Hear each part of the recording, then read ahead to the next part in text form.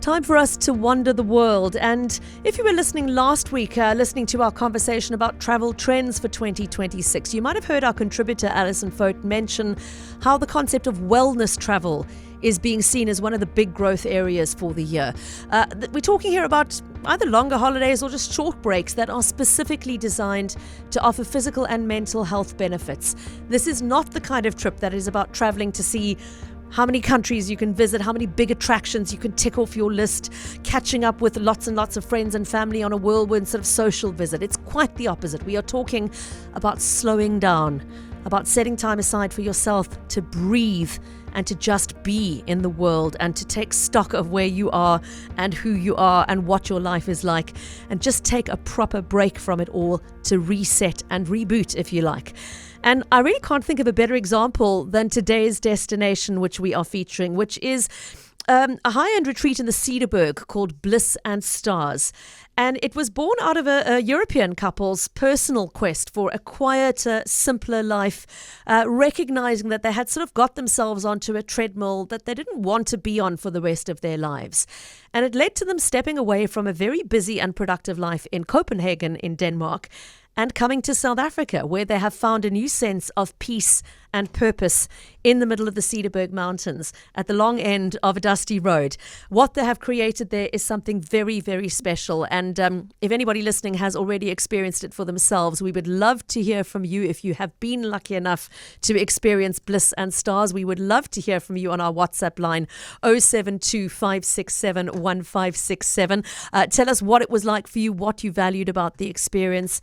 I have lost sight of my guests on the Zoom line, but I know that they are there, and I'm hoping we will be able to hear them as we welcome to South Africa the founders of Bliss and Stars, Heine and Daria Rasmussen, who are joining us via Zoom this afternoon. It's great to have you on the show, and thank you so much for joining us. Thanks for having us, and good day to the listeners. Hi, Pippa. Nice to chat to you, and so glad we're hearing you loud and clear. Thank heavens for that. Let's start at the very beginning of your story. Daria, tell us about your life before you came to South Africa. What was it that you were doing? What was your life like? And what was it about that life that made you have this moment of pause and go, I think we want to do this differently? Tell us the backstory. Oh yeah, going back to those times. So I have my background working in marketing and advertising. I spent over 2 decades. Very fast-paced and exciting life in so many ways. I work for global corporations. I've been traveling a lot and learning a lot, meeting lots of exciting people. Also working too much. The demands were very high, but for me it was this realization one day that it was waking up every morning and it felt like I was a Sisyphus, like I had to climb the mountain every day, and my career was progressing, but it was the sense that I had to work hard for it, in the sense that there was something was not right, and I couldn't put a finger on it, right? It was just this the feeling that was nagging me until one day I went to silent retreat myself, and I spent 48 hours in silence, and I had this really profound understanding that for me this life no longer gave meaning, and I wasn't truly living up to my values and what mattered to me. So this was what started my journey of slowly untangling myself from that world of corporations and career. Okay. And Heine, what about you? An astrophysicist, was it written in the stars for you? Where were you on this sort of map at the time that Daria was going through this realization? Well, I'm very fortunate that in order to do a project like we did, you have to be not just on the same page of the book, you have to be on the same line. And we were very much aligned. I grew up on this tiny little island in Denmark with just 3,500 inhabitants. Nature was always present. There wasn't that much light pollution back then in the 70s. So I started my love with the stars very early on. And that took me to the big cities to study astrophysics and engineering. I spent a few decades in corporate but the stars was always my zen space, my space to stay sane in the corporate world. And I was very fortunate to work for a very progressive company. They had focused not just on the financials and the business sides, but also on the human sides. So they introduced mindfulness, and we went on a long mindfulness journey in the course of 6 to 8 months, where we would take a few days every month, go into a retreat center in the forest, and that gave me that last bit of courage that I needed to find the big stick, put it into the hamster wheel, and live the dream. I always missed nature. Denmark is a small place, and Copenhagen is not that big, so you can pack the car and drive an hour and be in nature. Yeah. You're spotted in the very much same way in South Africa, especially in Cape Town. But it's quite overcast up north, so we had to look south to find the clear stars.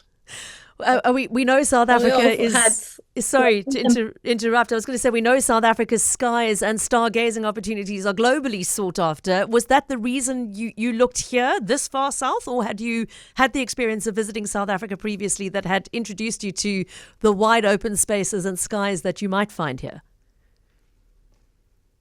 We came to South Africa first time in 2010, Okay. actually for surfing. Okay. It is another reason to South Africa, right? But we just fell in love with people, with the country, with the open spaces. It was something we cried at the airport, leaving this country, and we felt like we left a piece of our heart. So once we started discussing what are we gonna do with our lives now, because we felt both, we're done with corporate, what we're doing. South Africa was, of course, on the list, and yeah, that was for Heine. It was definitely a night sky. Yeah, our love affair with South Africa so early on. So even when I was back in corporate, I started to plot in coordinates across the country where I would imagine that astronomy would be world-class levels. And I started every day, I would plot in the data from the astronomy forecasts. So I already at that time had an idea.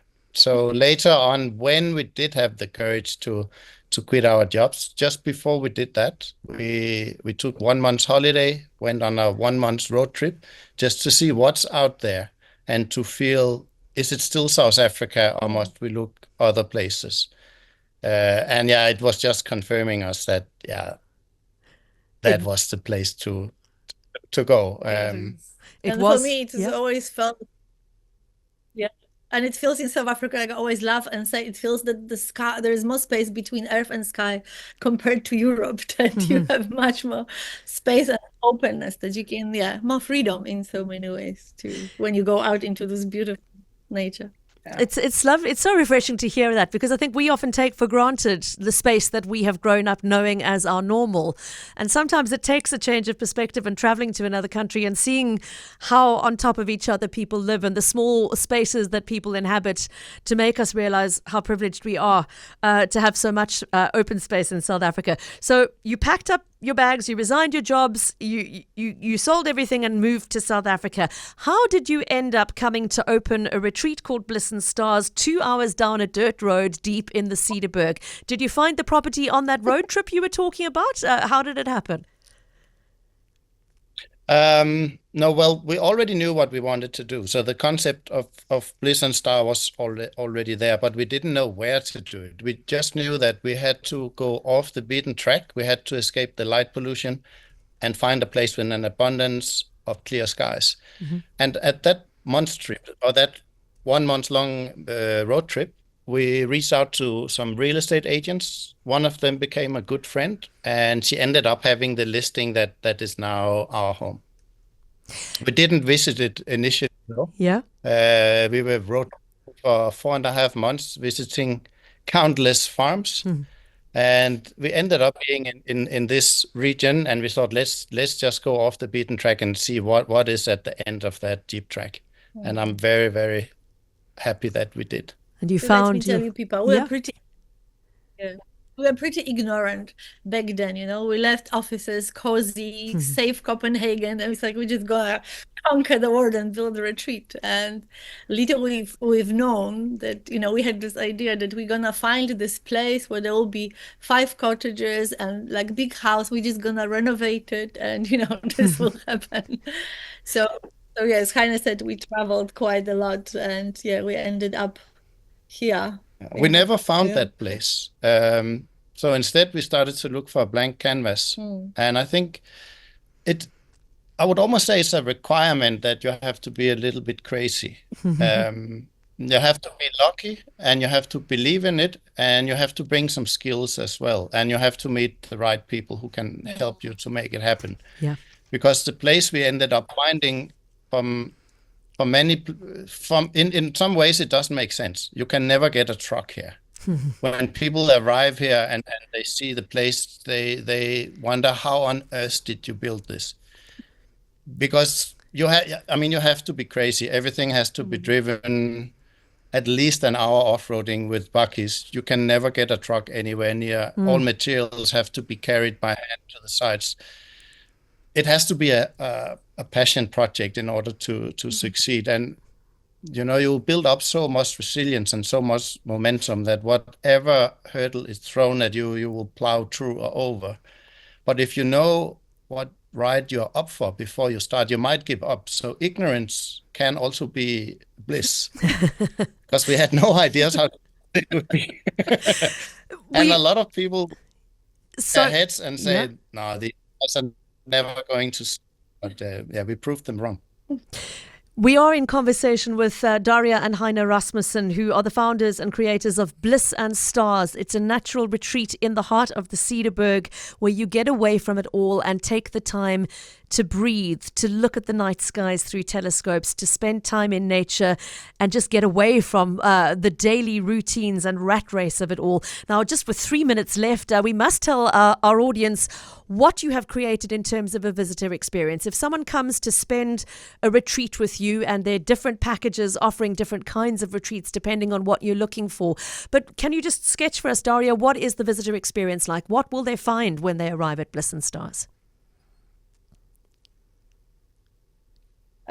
They find a lot of nature for sure, but what we have created, it's, we call it retreat, we call it sanctuary, but basically what we created a pause for people, a space, a place, a space in time where people can come and literally push a stop button, and everything that they know from everyday life, it just stops. There is no mobile coverage. There is no Wi-Fi here, right? So that's already profound, big game changer for people. And all our retreats are built on a very, very simple premises, right? We take care of mind and body, and it all happens in the setting of nature. So our programs will include elements of breath work, meditation, somatic work, nervous system regulation, movement, and as well, whole the nature aspect that Heine is driving. Yeah, we use nature as a force as well, with the night sky as a big reset button, just to put everything in perspective. We visit rock art sites on the farm, swim in wild rivers, just do all these things that you might have done as a kid, but bring that back. I believe we are playing way too little as grown-ups. Oh, I absolutely echo that. This sounds like the most beautiful place to play. The last thing I want to mention is you're also encouraged to play with your food on a different kind of level. You talk about nourishing the mind and body. I know you've just released an updated edition of the cookbook, which celebrates your plant-based diet at Bliss and Stars. Was that a hard sell? Did some visitors arrive going, I'm South African, I want meat and potatoes on my plate next to the vegetables? You bet, it happened.